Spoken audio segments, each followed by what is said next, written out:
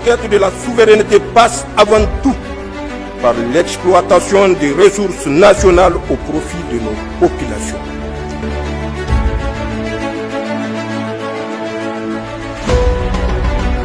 La problématique qui se pose à cette visite du président de la République Abdrahmane Tchani en Algérie, c'est de savoir comment gérer cet bruit qui avait eu lieu entre le Mali et l'Algérie, qui s'est étendu avec les différents pays de la Confédération des États du Sahel.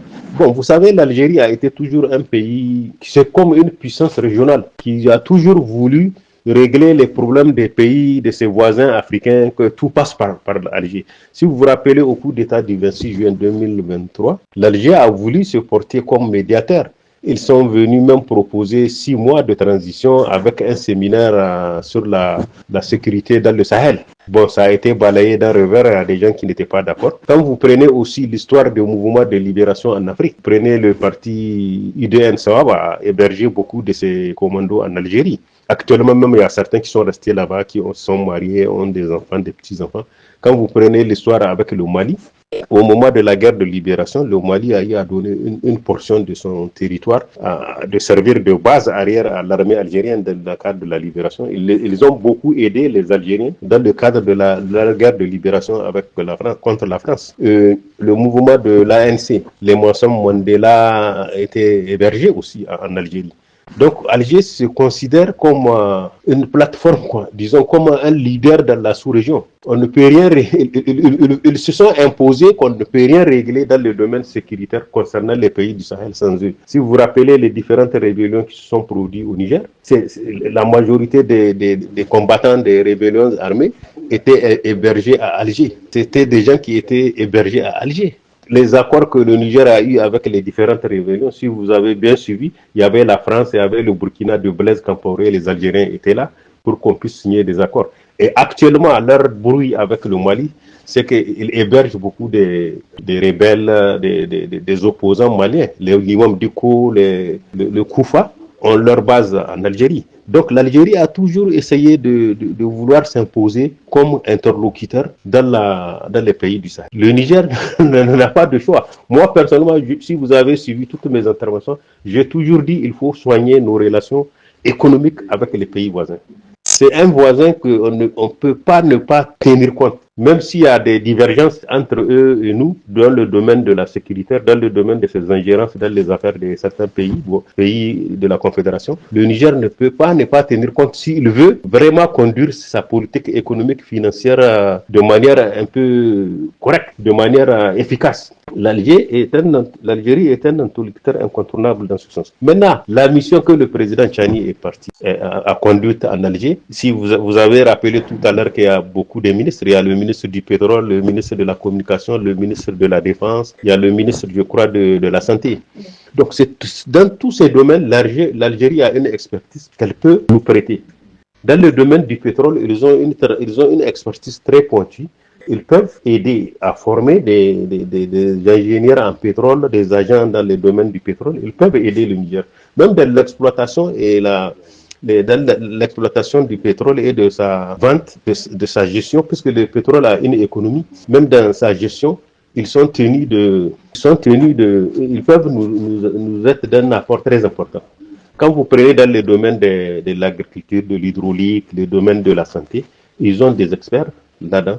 Moi, je me rappelle dans les années 81-82, il m'arrive d'aller en mission pour payer des étudiants. Et la majorité des pays africains ont des étudiants en Algérie. L'Algérie a eu à former beaucoup des étudiants nigériens dans le domaine de l'hydraulique, agriculture, que vous prenez dans le domaine de l'élevage, dans beaucoup de domaines, dans le domaine même électronique, dans le domaine de l'énergie. Il a eu à former, il y a beaucoup des étudiants nigériens qui ont été formés, qui sont actuellement dans l'administration. Il y en a qui sont ministres, il y en a qui sont des DG, que moi j'ai connu parce que je partais m'occuper de payer leur bourse dans Alger. Donc, il y a beaucoup de domaines où elle peut nous être utile. Au lieu d'aller hors du continent, ce serait une bonne chose d'aller vers les voisins.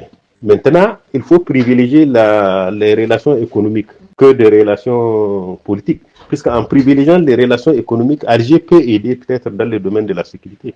puisqu'on ne perd pas de vue que beaucoup des opposants au régime malien sont hébergés à Alger. Une partie des gens qui s'opposent même au régime du CNSP, on soupçonne qu'une partie est hébergée à Alger. L'Alger a été toujours comme ça. C'est-à-dire les pays, chacun cherche dans le cadre de la géopolitique, de la géostratégie, d'avoir des éléments d'influence. Puisqu'en hébergeant tous ces mouvements-là, elle a une influence. On ne peut pas régler, par exemple, le problème de la sécurité, signer des accords avec tous ces mouvements de rébellion qui sont hébergés sur son territoire, sans l'impliquer. Or, en l'impliquant, elle a son mot à dire, elle a des intérêts dans la sous-région. Ne vous perdez pas de vue que Alger aussi est producteur du pétrole, mais son pétrole est en train de partir. Donc, elle a intérêt à avoir des bonnes relations avec tous ces pays. Ça fait pas longtemps, ils étaient aussi au Burkina. Avec le Mali, je pense que les relations vont reprendre, puisque tous ces pays-là, le Mali les a dévancés dans les domaines des relations avec Alger. Puisque le Mali avait des relations avec Algérie dans les moments les plus difficiles,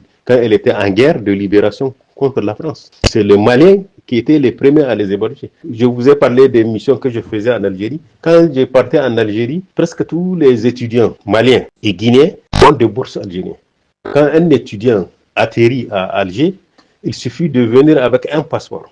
Un passeport d'un de ces pays, il a automatiquement la bourse. Parce qu'elle avait des relations très liées avec la Guinée de Sékou Touré et le Mali de Modibo Keïta. Donc l'Alger a essayé de vraiment de s'implanter dans ces pays. Il y a beaucoup des étudiants qui sont aujourd'hui des responsables administratifs et politiques au Mali ou au Niger ou bien en Guinée qui ont étudié en Alger. Donc vous voyez, elle essaie d'étendre son influence dans la sous-région. C'est pas pour rien que le président Tchani a préféré aller pour les intérêts économiques du pays, puisqu'on ne peut pas nous seuls s'isoler et chercher à développer le pays. On est obligé de tenir compte de la géopolitique, de la géostratégie pour avoir des bons rapports économiques avec nos voisins. Moi, j'ai toujours préconisé que, quelles que soient les difficultés, les divergences ont existé toujours.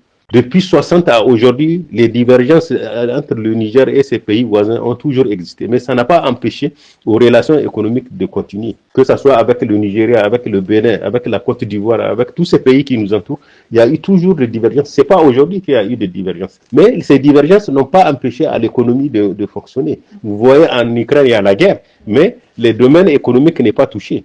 La route du pétrole n'a jamais été endommagée par l'aviation russe. Ils tiennent compte des infrastructures économiques. Il y a la guerre entre eux, mais les infrastructures économiques sont protégées. Les relations économiques, souvent, sont en dehors de la guerre. Donc, moi, je pense que c'est une bonne chose que le président Tchani aille à Alger pour défendre les intérêts du Niger. Compte tenu du nombre des ministres sectoriels qui ont accompagné le président, on s'attend à un accord de coopération, à plusieurs accords de coopération dans le domaine du pétrole, dans le domaine de l'énergie, dans le domaine de la santé, dans le domaine de la communication, dans le domaine de l'hydraulique et de l'agriculture. Puisqu'on a eu toujours l'Alger a eu toujours à former des étudiants dans ce domaine. On va s'attendre à plusieurs accords, puisque ces ministres qui vont aller, certainement il y aura une commission algéro-nigérienne. Et chaque ministre doit partir pour présenter ses projets. Et à partir de ces projets, je suppose, parce que je ne sais pas ce qui va se passer, je pense, m'en attendre, c'est qu'il y aura des accords, des coopérations qui seront signés et que Alger va essayer d'envoyer ses techniciens pour aider le Niger à s'en sortir.